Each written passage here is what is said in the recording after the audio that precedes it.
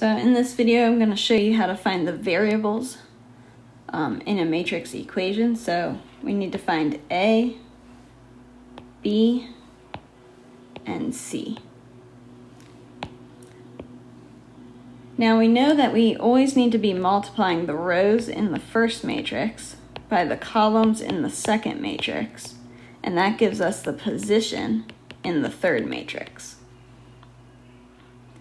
So since in this second matrix I have column 1, I need to use something from the column 1 position in the third matrix. I cannot use B because I don't know what that is, so I can't use row 2.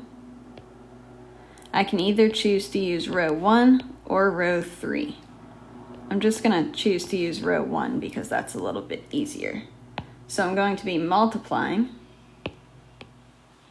row 1 of the first matrix by column 1 of the second matrix, and that's going to equal 12.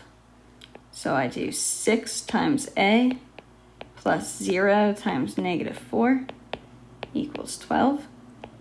You get 6A plus 0 equals 12. You would have to subtract 0, which ends up not doing anything to your answer, and then dividing by 6. So you get A equals 2. And you want to replace that A with a 2 for all your future calculations here. To figure out what B is, you need to use row 2 and column 1. So the second row of the first matrix times column 1 of the second matrix. You do 0 times 2 plus -1 times -4, and that equals B. So 0 plus 4 equals B. 4 equals B. To figure out C, you need to use row 3 with column 2. So there's row 3. There's column 2. It's going to be 5 times 5 plus 1 times 0.